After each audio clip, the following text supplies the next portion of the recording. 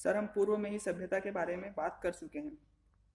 सभ्यता क्या है इस पर तो आपने चर्चा कर ली, लेकिन एक अच्छी सभ्यता कैसी होनी चाहिए इस पर आप क्या कहेंगे?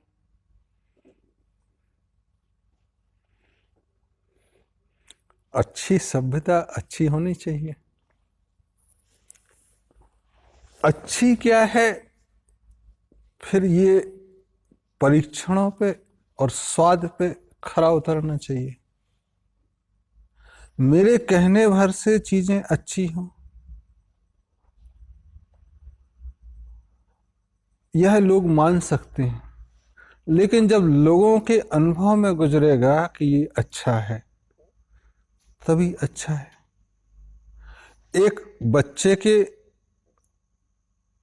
अनुभव अच्छे हों और एक बुजुर्ग के अनुभव अच्छे हों, एक बच्ची के अनुभव अच्छे हों और एक दादी के अनुभव अच्छे हों।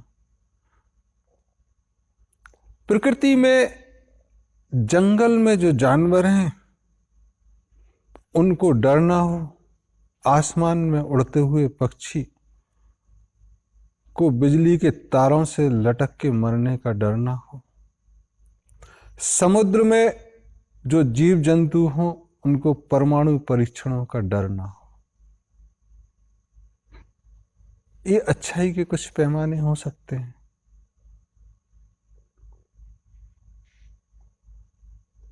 बुराई क्या है, उस अनुभवों से तो हम गुजर ही रहे हैं। तो कुछ कहते हैं कि ये नहीं होना चाहिए, वो अच्छा है। बुद्ध कहते हैं कि शुरुआत दुखों से है, शुरुआत ही दुखों से है। और कई ज्ञानी कहते हैं कि चीजें नेगेटिव से ही शुरू होती हैं और बहुत सारे उतार चढ़ाव के बाद वो पॉजिटिव बन जाती है। इस विराट प्रकृति में चीजें अचेतन से अवचेतन में आते हुए चेतना में आती हैं। तो जो चेतना में आई वह हमें ज्ञान है, और जो अवचेतन और अचेतन में उसका हमें अनुभव हो सकता है, हम उससे तादात्म्य रखें तो, और अलग थलग पड़े रहें तो नहीं भी हो सकता है। तो ये जो प्रकृति अपने आप को लगातार परिभाषित करती आ रही है, ये इतना तो बता ही रही है कि चीजें खराब चल रही हैं। तो आपने अगर मंदिरों में सुना हो जो जय जयकार होती है और उसके अंत में अधर्म का नाश हो, धर्म की जय हो। कुछ कहते हैं कि अधर्म का नाश हो जाए, बुरी चीजें खराब हो जाएं, खत्म हो जाएं, तो धर्म की जय अपने आप ही हो जाएगी। लेकिन अनुभव ये कहता है कि खाली पड़ी जमीन में फूल लगाने पड़ते हैं, खरपतवार अपने आप हो जाता है। तो सभ्यताओं को वैसा ही छोड़ दो तो खरपतवार होगा, हो सकता है वह खराब ना हो, बट वह सभ्यता नहीं कही जा सकती। इसलिए जो पुराने धर्म ग्रंथ हैं वो कहते हैं कि विनाशाय च दुष्कृताम, जो दुष्कर और जो दुष्कृत करने वाले लोग हैं उनका विनाश हो और धर्म संस्थान फिर से चालू हो, तब सभ्यता अच्छी कही जा सकती है, क्योंकि वो प्रकृति से तादात्म्य रखती है। जो सभ्यताएं भारी हो जाती हैं वो ग्रेविटेशन फोर्स, गुरुत्वाकर्षण के कारण जमीन में मिल जाती हैं, और जो हल्की होती हैं, जो बहती रहती हैं, वो लेविटेशन के कारण जमीन से जुड़ी भी रहती हैं और आसमान की तरफ देखती हैं। तो जो रिदमेटिक है, जो वाइब्रेशन है, वो सभ्यताएं अच्छी होंगी। जीवन के हर पहलू में, हर मोड़ पर, हर तरह के जीवन में, तीनों तलों पे जो चीजें खरी उतरे वह अच्छी कही जा सकती हैं। इसमें ट्रू और फॉल्स का नहीं है कि सही क्या और गलत क्या है, क्योंकि जजमेंटल सीट पे हम नहीं बैठते। हमको जो प्रिय कर लगे हम कहेंगे अच्छा है, और जो हमको अप्रिय लगे, जिसमें हम घुटा घुटापन महसूस करें, वो चीजें खराब है। लोगों को अभिव्यक्ति का स्थान मिले, चीजें अच्छी हैं। लोगों को अभिव्यक्ति का मौका ही ना मिले, या उनको दबा दिया जाए, उनको प्रेशराइज किया जाए, चीजें अच्छी नहीं। आप बढ़े, आपके साथ लोग बढ़े, तो समाज ठीक कहा जाएगा। आप बढ़े और दूसरे को ना बढ़ने दें, बाहर से देखने वाला कहेगा ठीक नहीं। तो आज ये जो प्रश्न आया है, पूरी दुनिया में हम कहीं भटक गए हैं लगता है, या यह प्रकृति का खेल ही समझे कि चीजें खराब हों, फिर स्टॉक ले हम और फिर सफाई करें। जितने भी पीछे चीजें चल रही हैं, उसमें ऐसा लगता है कि हम बस जिए जा रहे हैं, स्टॉक लेना भूल गए, सफाई करना भूल गए, सफाई के नारों में उलझ गए। राम और कृष्ण, ईसा मसीह पैगंबर से दूर हो गए, बस उनकी किताबों में उलझ गए। गुरु ग्रंथ को सर पे रख के हम चलने लगे, लेकिन उसमें लिखा है उसको हम जीवन में उतारना भूल गए। हो सकता है यह कारण हो कि हम आसमान में देखने की बजाय सूरज और चंदा की पानी में तस्वीर देख के उस पर ही चलने लगे, तो जमीन में गिरेंगे ही गिरेंगे। चीजें आगे, हम क्या हैं और आगे आने वाली संततियां कैसे जिए, यह हमारी जिम्मेदारी है। तो आज अगर हम सभ्यता की बात कर रहे हैं, तो ये 2-4-10 वर्ष की बात नहीं है। कौन सी सभ्यता लंबी चलती है, वह भी एक पैमाना होगा कि सभ्यता अच्छी है। अच्छी सभ्यता के दुश्मन होते हैं, लेकिन समर्थक इतने होते हैं कि वो दुश्मनों को पनपने नहीं देते हैं। और खराब सभ्यता के कि मैं राजा बन जाऊं, मैं सबसे ऊपर हो जाऊं, तो सबकी इच्छा होती है, इसलिए वो आपस में लड़के खत्म हो जाते हैं। उनमें ताकत कम है, प्रकृति उनका साथ नहीं देती, ऐसा नहीं है, बट वो आपस में ही खत्म हो जाते हैं। इसलिए ट्रांसफर ऑफ पावर चला आ रहा है। पीछे अगर पूरी दुनिया में तुम देखो तो आदमी अलग अलग भाषा बोलता है, बट एक कुत्ता यहां भी वही भौं भौं करेगा, चाइना में भी, अमेरिका में भी, सारे दूर वो एक ही आवाज। बिल्ली एक ही आवाज करेगी, शेर एक ही तरह आवाज करते हैं। आदमी की भाषा बदल गई। एक छोटी सी कहानी आती है कि एक आदमी ने 20 बरस शेर की भाषा सीखी, फिर प्रायोगिक के लिए वो जंगल गया और एक पेड़ पर चढ़ गया। फिर शेर निकला, तो जैसे अमूमन हम बात करते हैं, आपका क्या नाम है? शेर ने देखा कहाँ कोई दूसरा शेर तो दिखाई नहीं दे रहा है। फिर देखा पेड़ पे एक आदमी लटका हुआ, वो बोल रहा है। ये पागल कहाँ से आ गया? उसने कहा शेरनी भाग गई। थोड़ी देर बाद फिर कोई निकला, शेर शेरनी। उसने कहा हेलो, कैसे हो? उसने भी देखा इधर, उसने कहा बारिश हो रही है। वो आदमी कुछ पूछता और शेर कुछ जवाब देते। बोले यार ये तो 20 साल बेकार भाषा सीखी मैंने, ये तो पागल प्रजाति है शेर। और उस नतीजे के साथ वो वापस लौटने की सोच रहा था, लेकिन फिर सोचा कि शायद उम्र के साथ शेर सीखते हैं, तो एक बुजुर्ग शेर जो उससे और मिल लिया जाए। तो जब बुजुर्ग शेर के पास गया और उसको बोला कि हमने 20 बरस शेर की भाषा सीखी, शेर राजा है, तो हमने सोचा हम भी राजा बन जाएंगे शेर की भाषा सीख के, और प्रायोगिकी के लिए हम जंगल आए थे। यहाँ जिससे पूछो वो कुछ उटपटांग जवाब देता है। तो हमको लगता है कि शेर प्रजाति पागल है। अब जा रहे हैं तो मैंने सोचा शायद उम्र के साथ कुछ समझ आती हो, तो आपके पास आया हूं, आप क्या कहते हैं?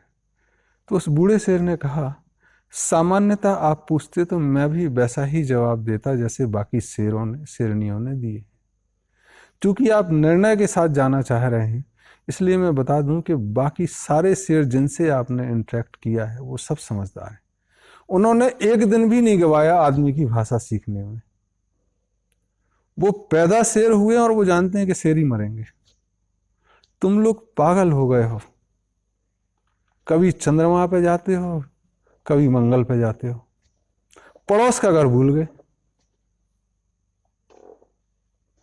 तुम लोगों को नक्शा कहीं जाने के लिए नहीं है, नक्शा चाहिए तुम्हें वापस लौटने के लिए। चाइना में राशिफल है, 12 राशि। कभी वो कुत्ते का साल मनाते हैं, कभी बकरी का, कभी ड्रैगन का, लायन का।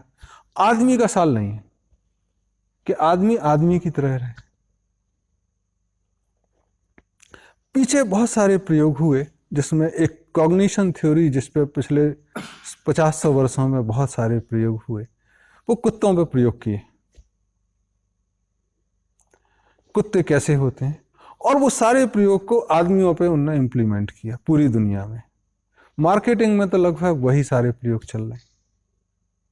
कुत्ता जो एक ही जबान बोलता है पूरी दुनिया में, और आदमी अलग अलग, वो कुत्तों की तरह ट्रीट करते हैं। अगर आप कुत्तों को गौर से देखो, प्रयोग करने की जरूरत नहीं है, तो 10 कुत्ते होंगे, अगर उनको खाना डालो तो आपस में भौंकेंगे, लेकिन दूसरे मोहल्ले का कुत्ता आएगा तो सब मिलके जाएंगे।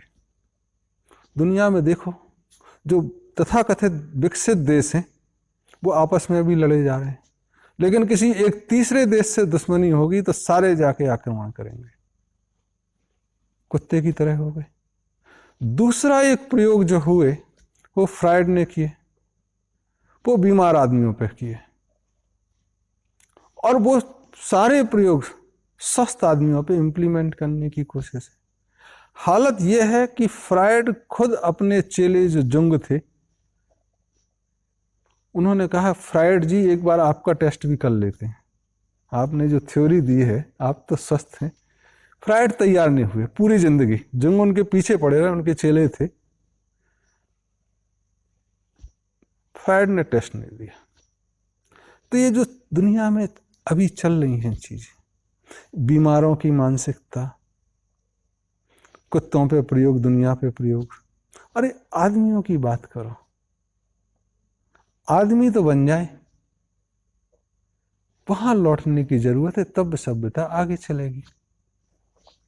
जुंग ने एक प्रयोग किया कि एक बंद कमरे में एक बहुत बड़ी घड़ी रखी और एक छोटी, तो देखा उन्होंने कि दोनों बराबर टाइम मिला रही हैं। फिर उन्होंने छोटी घड़ी को डिस्टर्ब कर दिया। महीने भर बाद आए तो देखा कि फिर दोनों घड़ियां एक जैसी हो गई। फिर उन्होंने फिर डिस्टर्ब कर दिया बड़ी घड़ी को, देखा कि फिर बराबर है। काफी दिन प्रयोग के बाद उन्होंने कहा कि छोटी घड़ी बड़ी घड़ी के हिसाब से अपने को एडजस्ट कर लेती है बंद कमरे में। अगर आप संगीत के वायलिन बनाओ एक बंद कमरे में, तो जो नहीं भी बजा रहा है उसके तार भी वाइब्रेट करेंगे। तो एक प्रिंसिपल दिया सिंक्रोनिसिटी, कि नेचर के साथ आप अपने को एडजस्ट करो तो आराम से जियोगे। आप बिजली पैदा होती है और ग्रिड से जो कनेक्टेड होते हैं, घर और पावर प्लांट इंडस्ट्री, आप देखोगे कि अगर ग्रिड की फ्रिक्वेंसी वेरिएबल होती है तो पावर प्लांट की फ्रिक्वेंसी चेंज हो जाती है। अगर इंडस्ट्री एकदम से ज़्यादा लोड ले ले तो ग्रिड की फ्रिक्वेंसी से ही सारे होते हैं। तो एक प्रकृति के साथ चलने की जरूरत है। प्रकृति के विरोध में चलोगे तो समाज सभ्यता ठीक नहीं होगी। वो सभ्यताएं आपस में टकरा के अपने आप अपने वजन से गिर जाएंगी। तो प्रकृति के तारतम्य में जो चीजें चली उसमें भारत ने बहुत प्रयोग किए। भारत ने यहां तक प्रयोग किए कि सूरज हर 12 साल में एक विस्फोट होता है और 96 साल में मेजर विस्फोट होता है। तो उन्होंने देखा कि आदमी की उम्र 96 साल है। भारत में देखोगे कि 6 पैसे का एक आना होता है और 16 आने 96 को 1 रुपए मानते हैं पूरा। तो 12 बरस में जो विस्फोट हुआ उसमें शुरू के 6 बरस सूरज बढ़ता है, फिर गर्मी घटती है। ऐसे हर नील नदी का 4000 बरस का इतिहास है। उसमें 900 बरस में भी परिवर्तन हुए, 96 बरस में मेजर परिवर्तन हुए, 12 साल में हर परिवर्तन होते हैं। तो नदी का जो बाढ़ है वो उस लेवल तक हर 12 साल बाद चली जाती है। ऐसे प्रयोग किए। तो फिर चरणों में बांटा। एक साइकिल बाल्यावस्था, दूसरी साइकिल किशोरावस्था, तीसरी वयस्क, चौथी बच्चे बड़े होने लगे, पांचवी वानप्रस्थ। ऐसे 4 चीजों में बांटा कि आप हर दिशा के हिसाब से अपने को चले। तो हर व्यक्ति को काम, हर व्यक्ति उपयोगी, अगर उपयोग की भाषा करें या सहयोग की भाषा करें तो ज्यादा अच्छा है। तो बच्चा जब पैदा होता है तो मां को काम देता है। धीरे धीरे बच्चा कब मां के काम में हाथ बटाने लगता पता ही नहीं चलता है। ये चीजें ठीक चलेंगी। कब बच्चा स्कूल गया, सीख के आया, गृहस्थी बनाई। तो भारत में कहते हैं कि पूरा परिवार 7 पीढ़ियों का होता है। जो एक लाइनेज है उसको पिंड बोलते हैं और जो दूसरा है वो कुटुंब। समझ में आना थोड़ा दिक्कत है, लेकिन अगर इसको इस तरह से देखें कि जब मैं पैदा हुआ था तो मेरे माँ बाप शायद 25-26 बरस के रहे होंगे, उनके माँ बाप 50-51 बरस के रहे होंगे, और अगर देश में औसत आयु 100 बरस की है तो उनके पिताजी भी 75-80 बरस के रहे होंगे और उनके दादाजी भी 100 बरस के। 3 पीढ़ी मेरे आगे, और आगे जिए तो अलग है। और जब मैं 100 साल का होऊंगा तो 4 पीढ़ी नीचे। तो जो 7 पीढ़ियों का ध्यान रख सके वो समाज अच्छा। फिर वह कहते हैं कि आज मेरे पापा, दादा, परदादा, वो एक ब्लड रिलेशनशिप चली आ रही है, लेकिन जो मेरी मम्मी है और उनके भाई वगैरह हैं वो भी तो रिलेशनशिप है, तो कुटुंब हो गया। दादी का रिलेशनशिप भी तो मेरा रिलेशनशिप है, दादी के भाई। नानी के रिलेशन भी तो मेरा रिलेशन है। फिर मैं बड़ा हुआ, मेरी शादी हुई तो मेरे पत्नी के भाई, मेरी ससुर के सास के रिश्तेदार भी मेरे रिश्तेदार हुए। फिर मैं 50 साल का हुआ तो मेरे बच्चों की जो शादी हुई उनके रिश्तेदार भी मेरे रिश्तेदार। तो एक कुटुंब बहुत बड़ा हो गया, वसुधा कुटुंब। जब मैं 100 साल का हुआ तो मेरे पोतों के बच्चों का परिवार भी मेरा परिवार होगा। इतना बड़ा परिवार। और इसके बाद वो कहते हैं कि मन से जो माना वो भी परिवार। ये तो ब्लड से है। अगर मान लो मैंने किसी को बेटा बेटी भाई बहन माना, दादा दादी बोला, तो वो भी मेरा परिवार। तो पूरा परिवार, वसुधा वसुधैव कुटुंबकम की बात जो करे वो समाज अच्छा, वो सभ्यता अच्छी। जो बीच में बिखर गए, तो आज कई देशों में माँ बाप के ऊपर दादा दादी नाना नानी तो पता ही नहीं, तो वो सभ्यता अच्छी नहीं हो सकती। आप माँ बाप को भूले, माँ बाप बच्चों को भूलने लगे। दादा दादी की तो बात ही खत्म है। आपने अनाथ आश्रम खोल दिए, बाकी चीजें खोल दी। तब चीजों को, और अगर परिवार आगे चले, तब एक श्रम की व्यवस्था करनी पड़ेगी कि जो काम मैं कर सकता हूं मेरे पापा क्यों करें, मेरे दादा क्यों करें, परदादा क्यों करें। तो एक कर्म की व्यवस्था होनी चाहिए कि मैं मेहनत का काम, फिजिकल लेबर ज्यादा कर सकता हूं। तो उन्होंने कहा 25 वर्ष तक तो तुम असिस्टेंट का काम करो भाई, तुम्हारे बस की नहीं है, तुम असिस्टेंट, ब्रह्मचर्य का पालन करो और असिस्टेंट बन जाओ, उससे सीखो चीजें। तो काम भी करो और सीखो। वर्क एज वर्शिप, पूजा की एक पद्धति हो गई। फिर आप जब गृहस्थ आश्रम में चले जाएं, शादी हो जाए, तो अब संतति बढ़ानी है। तो आप बच्चे कैसे होंगे उसके हिसाब से आप बच्चों को भगवान मान लो, उनकी सेवा करो। आइडल वर्शिप हो गई। 25 बरस आपने बच्चों को पाल के बड़ा कर रहे हैं, स्कूल भेज रहे हैं, दादा दादी की पूजा कर रहे हैं, तो चीजें वैसी चलेंगी। फिर 50 बरस में आइडल वर्शिप घर में होने लगी, आप बाहर निकल गए, तो आप समाज का काम देखने लगे। एक तीसरी प्रक्रिया हो गई। तीसरे में भी जब लोग आ जाएं, तो आप ऑब्जर्वेशन करने लगे, वॉचमैन, कि चीजें खराब तो नहीं हो रही। तो 75 से 100 वर्ष तक वॉचमैन का काम, कहीं गलती है तो आप रोक दो। और उसके बाद जी गए तो आप संत हो गए, आप अतिथि हो गए, आपकी तिथि नहीं है। तो वो पूरे समाज के बुजुर्ग होंगे, पता ही नहीं कि यार किसके दादा है किसकी नाना, जहां जाए वो रिश्तेदार है, वो अतिथि हो गया, उसका सब लोग सम्मान कर रहे हैं, जो आ जाए वो देवता की तरह है। तो ऐसी जो सभ्यता होगी वो अच्छी सभ्यता होगी। वही सपना हो, वही कर्म हो कि ऐसी सभ्यता हो। अब ये आने के बाद चीजें, कई बार तो युग बदलता है तो चीजें बदल जाती हैं। सारी सभ्यताएं, युग बदला बदल गई। मोहनजोदड़ो, हड़प्पा, माया, इनका कहाँ गायब हो गए पता ही नहीं। आज खुदाई के बाद मिलता है, मतलब कभी जमीन पर रही होंगी, तभी आज जमीन के अंदर है। तो उन्होंने भी शीर्ष देखा होगा।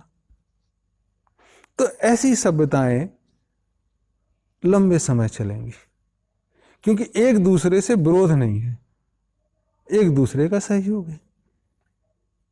जो सहयोग के साथ चलेगा वो लंबा चलेगा, जो विरोध के साथ चलेगा वो हो सकता है खड़ा रहे, बट लंबे समय खड़ा नहीं रहेगा। तो सभ्यता अच्छी,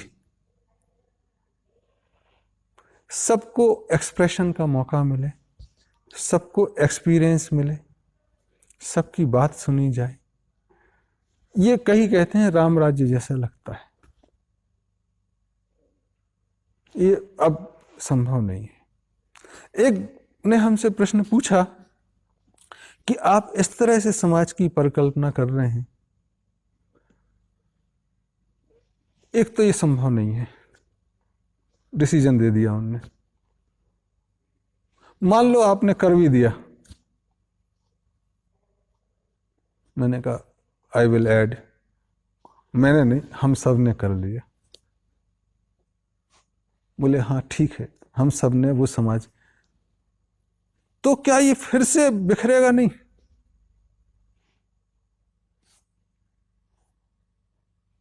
जाहिर है, हमने कहा कोई भी चीज प्रकृति में स्थिर नहीं रहती, चक्र चल रहा है। कई सभ्यताएं गायब हुई हैं, राम राज्य भी गायब हुआ, कृष्ण राज्य भी गायब हुआ, बाकी मोहनजोदड़ो तो अभी खुदाई में दिखते ही है, ये भी कैसे चलेगा? तो बोले सब बिखर ही जाएगा तो फिर करने की जरूरत क्या है? मैंने कहा देखो दो चीजें हैं, एक तो चीजें इतनी खराब हो गई हैं कि अब और खराब होने की गुंजाइश नहीं रही। अब कुछ हो सकता है तो अच्छा ही हो सकता है, इससे खराब नहीं हो सकता। बॉटम, और बॉटम में भी ड्रिल करके आप रॉक बॉटम पे पहुंच गए, गड्ढा खोद के आप नीचे बैठ गए, इससे और कितना जाओगे? अगर कुछ बचना है, डूबना है समुद्र में तो अलग है, मरना है वो अलग है, तो अब तो ऊपर ही जाना है। तो एक बेसिक जिम्मेदारी है कि आप ऊपर जाने के प्रयास करो। दूसरा, हमको जो सुखकर लग रहा है हम कर लें। यही प्रश्न हमने एक और युवा से पूछा कि ये तो बोले घर गंदा हो जाएगा तो साफ नहीं करेंगे, इसलिए कि कल फिर गंदा हो जाएगा। बात बहुत आसान सी है कि चीजें खराब हो जाएं तो अच्छी करनी है, कि चीजें चलती रहें। तो अच्छी सभ्यता वह है जहां सफाई रहे, जमीन पे, शरीर में, दिमाग की, सबको एक्सप्रेशन का मौका मिले। Thank you.